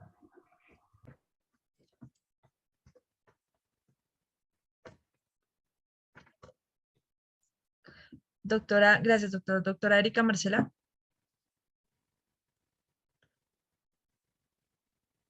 Buenas noches. Buenas noches, sí, señora. Encontré que estos principios se constituyen en una fuente o criterio auxiliar del derecho a los que se pueden y se deben recurrir el juez en todos aquellos casos jurídicos en que no exista una ley aplicable y donde no es posible aplicar la analogía para las resoluciones de un conflicto. Los principios de la existencia en Colombia, según el artículo 230, y estaba precisamente leyendo el artículo 230 de la Constitución. Que es el que estamos analizando. Ajá. Sí, señora. Sí, señora.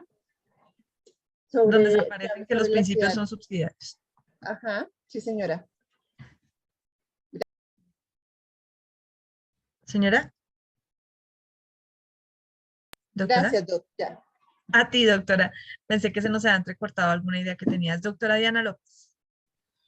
Pues sí, señora, yo también encontré que eran fuentes auxiliares del derecho y encontré 9 principios, como la buena fe, la apariencia del buen derecho, la simulación, el abuso del derecho, la responsabilidad civil, la imprevisión, el enriquecimiento injusto, el fraude de la ley y el error común. Y pues evidentemente los jueces pueden recurrir en aquellos casos en los que no hay una ley aplicable para poder tomar sus decisiones frente al tema, pues, de cuando van a tomar sus decisiones, mejor dicho. Ok. Buena fe, imprevisión, enriquecimiento sin causa. ¿Qué más dijiste? Apariencia de buen derecho, simulación, abuso del derecho, responsabilidad civil. Espera, mujer. Apariencia de buen Perdón. derecho. Sí, señora. Responsabilidad civil.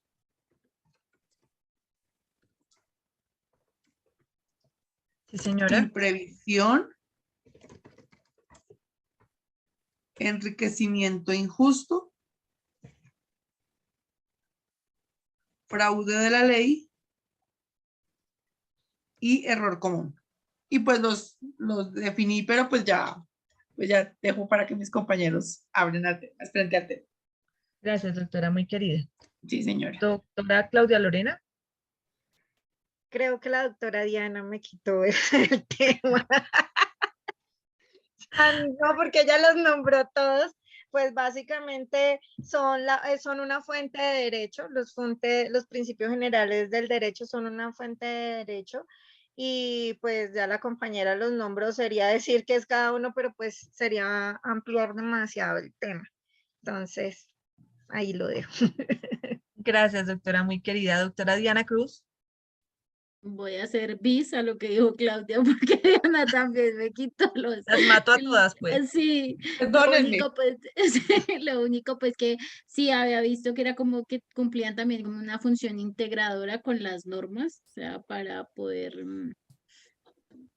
pues ayudar como a generar leyes y todo, pero no, los principios fue los que dijo Diana. Gracias, doctora. Con las normas, pero positivas, ¿no? Sí, señora. Gracias. Doctor Germán Humberto Sánchez Zambrano.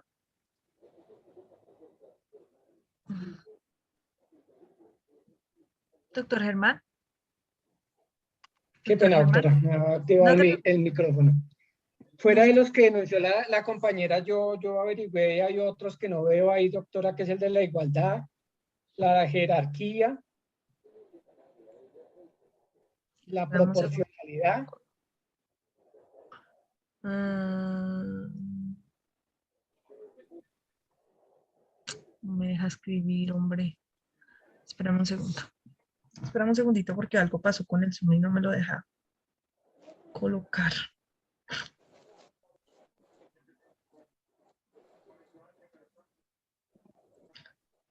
Ahora sí, qué pena contigo. Igualdad.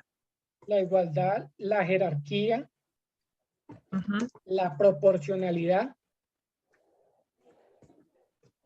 Encontré otro que hablaba de la legalidad.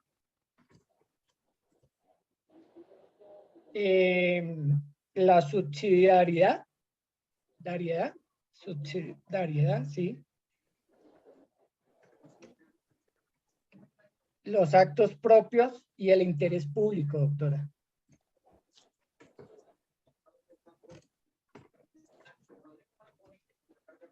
Gracias, doctor, muy amable. Doctor Dolcey.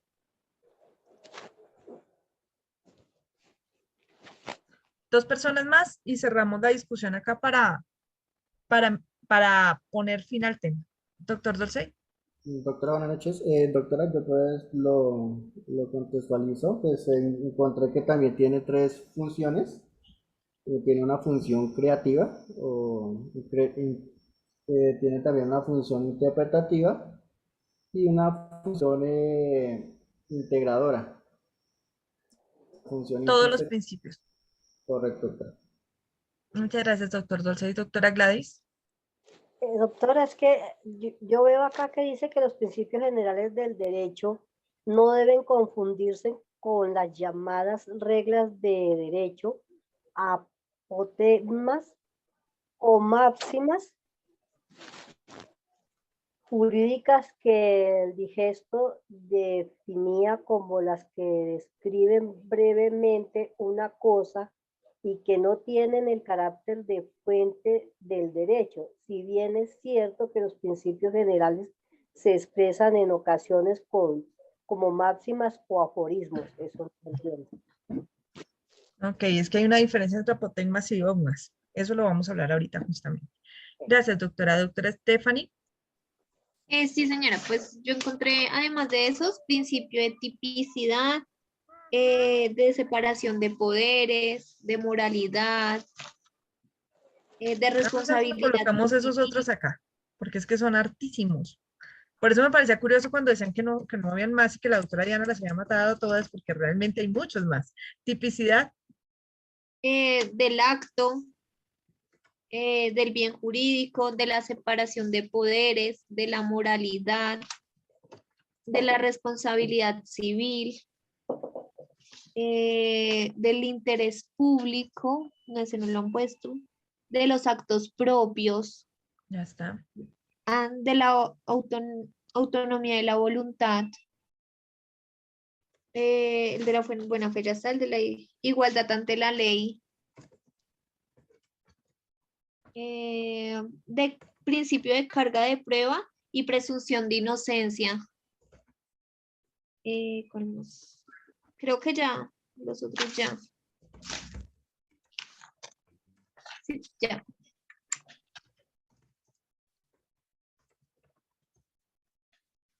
Estos son algunos. Créanme que son muchos más. Muchísimos más. Es un universo de normas, de principios. ¿Qué son los principios generales del derecho? ¿Ustedes han escuchado el término dogma? ¿A qué se refiere un dogma? Muchos de ustedes quizás son católicos, ¿no es cierto? Dentro de la religión católica existen algo que se llaman los dogmas de fe, ¿no es cierto? Por ejemplo, dogma de fe de la religión católica es que Dios se basa en un triunvirato. Padre, Hijo y Espíritu Santo. Y es así y se acabó. Segundo dogma de fe de la religión católica, Jesús resucitó. Dogma de fe. A nadie le consta, no hay pruebas de nada de lo que estamos diciendo, pero es así y así es. ¿Listo? Son dogmas. Tercer dogma. María concibió a Jesús siendo virgen por obra del Espíritu Santo. Y de ella nació, siendo virgen, Jesús, el Dios reencarnado. Al menos tres dogmas de fe. ¿Listo? El primero, el triunvirato o Santísima Trinidad. El segundo, que se refiere a la resurrección de Jesús. Y el tercero, que se refiere a la pureza de María, como madre de Jesús. Nadie cuestiona eso dentro de la religión. Y bajo esos dogmas se construye la religión católica. Cada religión tiene sus dogmas, son sus principios, son sus piedras angulares bajo las cuales construyen todo alrededor. De la misma manera, los principios generales del derecho se convierten en dogmas, no dogmas de fe, sino en piedras angulares del derecho sobre las cuales se desarrolla todo un sistema jurídico. Así como se desarrolla la religión. No tendría razón el sistema jurídico ni toda la religión sin esas piedras angulares, sin esos dogmas. Esto del dogma es supremamente importante en nuestra clase de constitucional. ¿Por qué? Porque precisamente la Constitución de 1991 se divide en dos grandes partes. La parte dogmática y la parte orgánica. La parte dogmática se refiere a todos los principios, los ideales que tenemos como sociedad, que aspiramos a aplicar como sociedad y a donde aspiramos a llegar como sociedad. ¿Listo? Los principios generales del derecho, que son todos estos y muchos más, se deben aplicar de manera subsidiaria como fuentes de interpretación normativa cuando la norma no lo permita, o sea, si las normas en su fuente de interpretación literal no lo permiten, hay que ampliarlas. Hay que buscar que mediante un principio se logren. Por ejemplo, de todos los principios que ustedes están viendo enlistados y que muy amablemente varios de sus compañeros y ustedes mismos aportaron al día de hoy a nuestra discusión, ¿cuál creen que fue el que aplicó la Corte Constitucional al momento de ampliar el campo de interpretación normativa de madre cabeza de familia a los hombres, padres cabeza de familia? ¿Cuál de todos esos principios que están enlistados en el tablero creen que aplica? Igualdad. Igualdad, doctora. Igualdad ante la ley. Igualdad ante la ley. Ahora, si la Corte Constitucional aplicó ese principio, ¿ustedes creen que, esta es una pregunta un poquito más elevada, la Corte aplicó el principio o aplicó una norma? Aplicó la norma. Norma. ¿Cuál norma? No, un principio. El principio. ¿Cuál norma? ¿Cuál principio? El Ya de sabemos que principio de la igualdad. Igualdad ante la ley. Igualdad ante la ley. ¿Aplicó norma o aplicó el principio? Principio. El principio. Yo creo que aplicó una norma que está basada en ese principio, ¿no? O sea, de pronto en la, o sea, que en la aplicó una Constitución norma. habla de la igualdad, entonces aplicó la norma basada en un principio. Ok, es un enredo, ¿no es cierto? Recuerdan que estamos analizando el artículo 230 y el artículo 230 nos dice, constitucional, los jueces en sus providencias están sometidos al imperio de la ley. Ya habíamos dicho que la ley es todo, ¿no? La Constitución, la ley, los decretos, las resoluciones, las ordenanzas circulares, todo, la pirámide, ¿no es cierto? Y nos dice la misma norma que son criterios auxiliares de interpretación, es decir, cuando no puedas aplicar la norma, aplica el principio. En este caso estamos de acuerdo en que lo hizo por igualdad ante la ley, tanto de hombres como de mujeres. Pero en ese caso no aplicó el principio, aplicó la norma. Es decir, aplicó la fuente principal. ¿Cuál es la norma? Artículo 13 de la Constitución, por favor. Lectura. Doctora, todas las personas nacen libres e iguales ante la ley. Recibirán la misma protección y trato de las autoridades y gozarán de los mismos derechos, libertades y oportunidades sin ninguna discriminación por razones de sexo, raza, origen nacional o familiar, lengua, religión, opinión política o filosófica. El Estado promoverá las condiciones para que la igualdad sea real y efectiva y adoptará medidas en favor de grupos discriminados o marginados. El Estado protegerá especialmente a aquellas personas que por su condición económica, física o mental se encuentren en circunstancias de debilidad manifiesta y sancionará los abusos o maltratos que contra ellas se cometan. Artículo 13. Listo. Mira que el artículo 13 nos está hablando del derecho a la igualdad. Está positivizando un principio, es decir, tomó un principio general del derecho y lo convirtió en una norma, lo positivizó porque lo puso por escrito en nuestra Constitución. Pero más allá de eso, también nos está hablando en la parte final, como muy amablemente el doctor Germán nos ayudó a leer, nos habla de, ojo, hay que buscar favorecer a grupos en debilidad manifiesta, es decir, ¿qué? Discriminación positiva. Apoyemos a los que tienen menos, a los que están en debilidad, hay que tratar de apoyarlos. Entonces, ojo, ahí estamos manteniendo la igualdad, pero con un criterio de equidad. Todos estos principios que están viendo ustedes ahí existen dentro del universo jurídico, no están escritos en ninguna parte, pero eso no quiere decir que no se puedan escribir, como es el caso de la igualdad. Ahora, vamos por favor al artículo 29 constitucional, doctor Germán.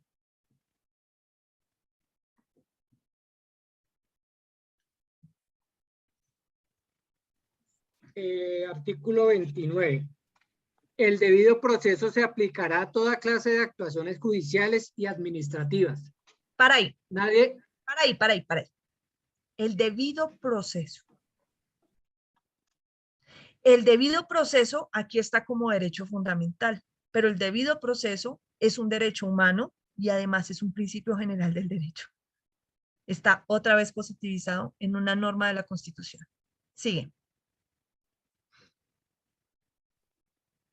Nadie podrá ser juzgado sino conforme a las leyes preexistentes al acto que se le impugna. Que se le imputa. Se le imputa, qué pena, discúlpeme. No te preocupes. Ante juez o tribunal competente. Ahí. Nadie podrá ser juzgado sino conforme a la ley preexistente al acto que se le imputa. Principio de legalidad. Eso es lo que quiere decir. Se los explico aquí cortico. Si yo digo, el día de hoy, aquí llegó hoy, digo, todos los que tienen audífonos puestos perdieron la materia. Todos quedan como, ¿será que la norma es justa? Primero estoy discriminando a quienes tienen los audífonos, pero más allá de eso, es que yo no puedo aplicar una sanción sin haberles avisado antes. De la misma manera, si yo quiero sancionar a quienes usan los audífonos, tengo que decir, a partir de mañana el que tenga audífonos será sancionado. Entonces ya saben ustedes, y la ley es preexistente a la sanción. ¿Ven? Preexistente. Muchas veces los que tienen carro dicen, oigan, avisaron que hoy a las 12 de la noche sube la gasolina y todos corren a tanquear el carro. ¿Por qué? Porque la ley todavía no existe. Entra en vigencia desde las 12 de la noche. Entonces todo el mundo corre a saltar la ley. O sea, a saltarla entre comillas es aprovecharse antes de que empiece a regir. Eso se llama principio de legalidad. Y es un principio general del derecho y también está positivizado en el artículo 29. Doctor Germán, por favor, continúe.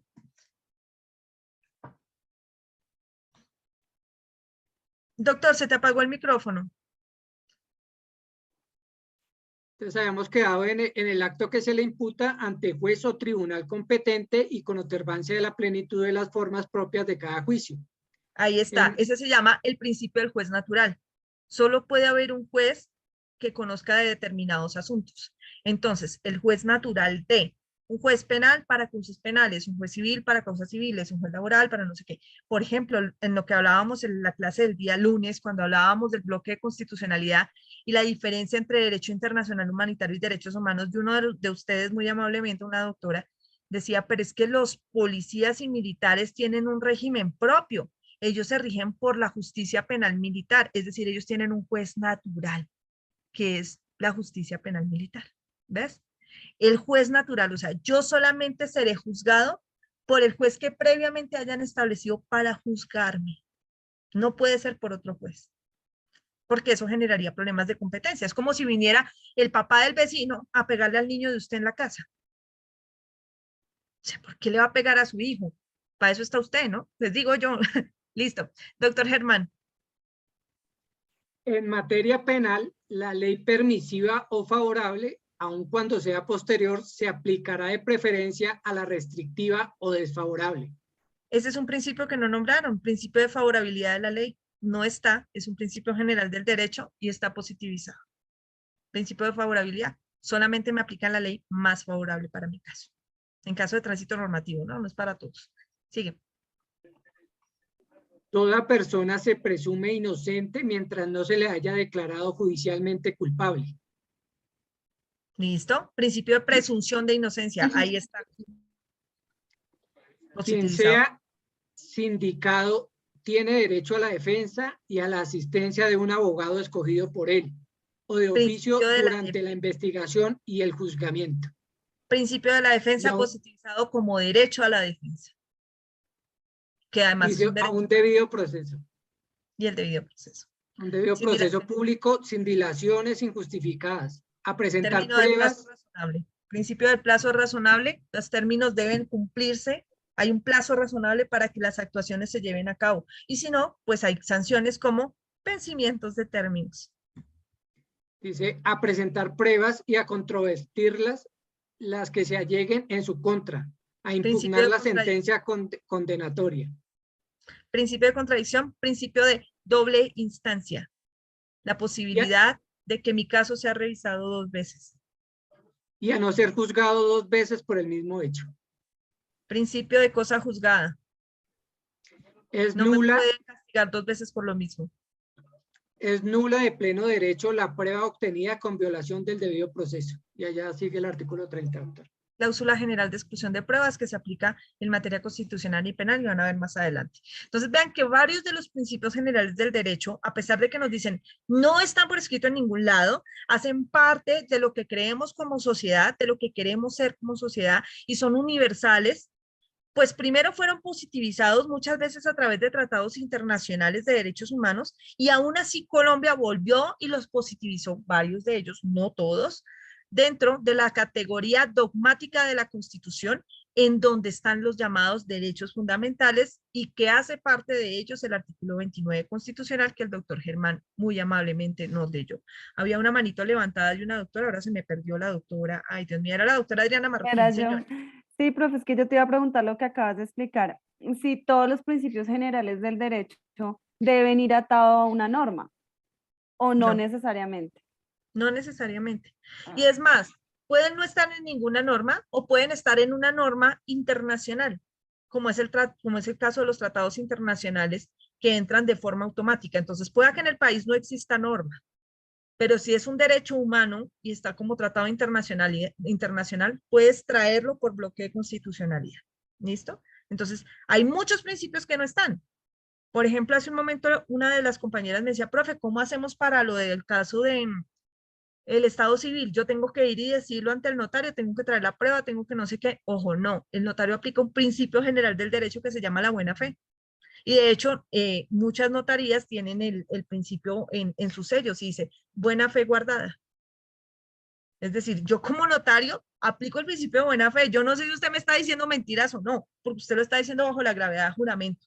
Ni yo me voy a ir detrás suyo a ver si es verdad lo que me está diciendo. No, no es mi función. Mi función es avalar que usted vino ante mí a decir eso bajo la gravedad de juramento. Nada más. Aplico el principio de buena fe. ¿Listo? Profe, ese principio de nadie está obligado a lo imposible.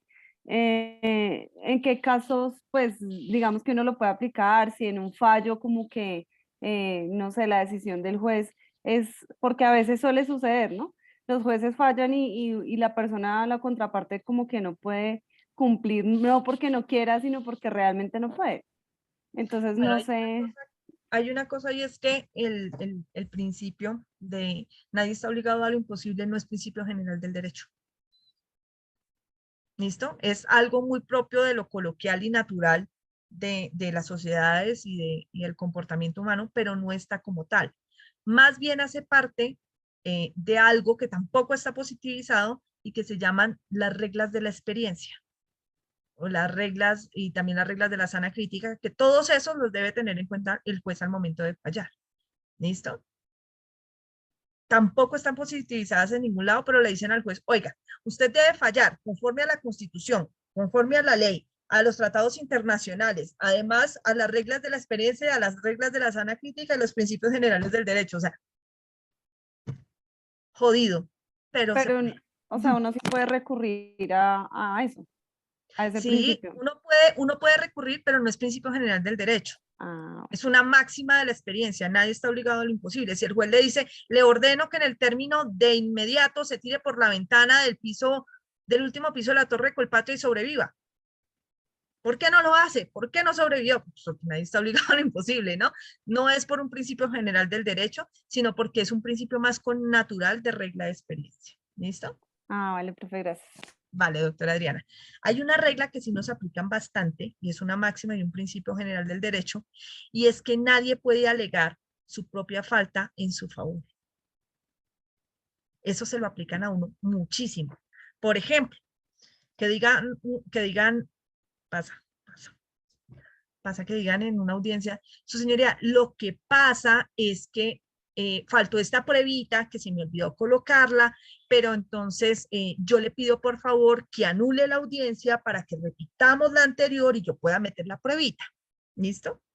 Lo primero que le van a decir es que las oportunidades son preclusivas. Y segundo, que usted está alegando su propia negligencia en su favor. O sea, yo fui tan brutico que se me olvidó pedir la prueba en su momento, pero entonces por favor repítala para que yo pueda volverla a meter. ¿Ves? Declarar una nulidad causada por mí misma, por un error mío, para que yo pueda volver a revivir la oportunidad que dejé pasar. Y en eso sí son supremamente estrictos los jueces. Eso se le aplican a uno muchísimo. Es un principio general. Doctora Diana. Doc, ahí me surge una pregunta. Digamos, Señora. si yo cometo, yo soy, pues no va a pasar, pero es un ejemplo. Digamos, si yo soy ya abogada y yo cometo una falta gravísima, por ejemplo, y voy a juicio y todo, ¿yo misma puedo ser mi abogada defensora? Sí es posible en Colombia, pero son limitados los casos donde lo puedes hacer. ¿O eso va en contra de algún principio, pues? No, tú lo puedes hacer, pero son pocos los casos en donde lo puedes hacer. O sea, por ejemplo, en derecho disciplinario tú puedes ejercer tu propia defensa.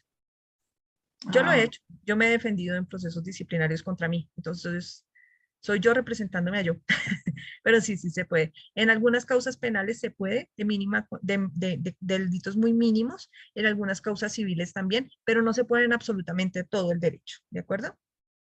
¿Listo? Sí, señor. Okay. ¿Alguna otra pregunta, doctores queridos? Ok. Lo vamos a dejar ahí porque si no entonces se me pega y aquí amanecemos parrandeando todos. Mañana, por favor, van a revisar la analogía. Necesito que revisen la analogía. Ya revisamos todo lo que teníamos pendiente. Ah, no, nos falta cómo La doctrina. la doctrina se convierte en fuente del derecho. Esa la dejamos para mañana. Por favor, revisan qué es la analogía como fuente del derecho y la costumbre. ¿Cuándo la costumbre crea derecho? ¿Listo? Ok. Sí, profe. Listo, doctora. Mil gracias. Mañana espero que no nos demoremos más de una hora en eso. Vamos a empezar entonces historia del constitucionalismo colombiano, que espero nos demoremos 5 o 10 minutos. Y van a empezar a analizar, que eso no es para mañana, pero sí tal vez para el sábado, van a empezar a analizar y a comparar el preámbulo de la Constitución de 1886 con el preámbulo de la Constitución de 1991. Compárenlos, el de la 86 con la 91. Yo sé que ustedes van a buscar eso y van a aparecer montones de cuadros diciéndoles cómo se comparan y demás, pero yo quiero que lo hagan ustedes. Hagan el ejercicio ustedes, sobre todo teniendo en cuenta lo que van a leer sobre interpretación normativa del Código Civil. ¿Listo? Uy, profe, toda esa tarea para mañana no es para 2 días. ¿Listo? Doctores, que estén muy bien, que descansen. Doc, perdóname, interpretación. Buenas noches, doctora. ¿Cómo? ¿Cómo es la pregunta, doctora? Mencionas que tenemos que leer acerca de la interpretación del Código Civil. De las formas de interpretación en el Código Civil, que son del artículo 27 al artículo 32. ¿Listo? Sí, señora. Ok, disculpa, ¿me repites lo de la costumbre, por favor? Sí, señora. Van a analizar, van a revisar cómo la costumbre crea derecho. ¿Listo? Y cómo que esa ya, y la que teníamos para hoy que nos quedó pendiente, que es cómo la doctrina se convierte en fuente del derecho. Gracias, profe. Buenas noches. Hasta luego. Buenas noches, doctora. Bye, bye. Hasta luego, doctora, gracias. Hasta mañana, muchas gracias. Bueno, ¿quién me llamó, señor? Antes de que me vaya. ¿Alguien me llamó? ¿Alguien gritó, profe? ¿No pasó nada? ¿Ok? ¿Listo? Entonces me retiro ahora sí. Chao, doctor.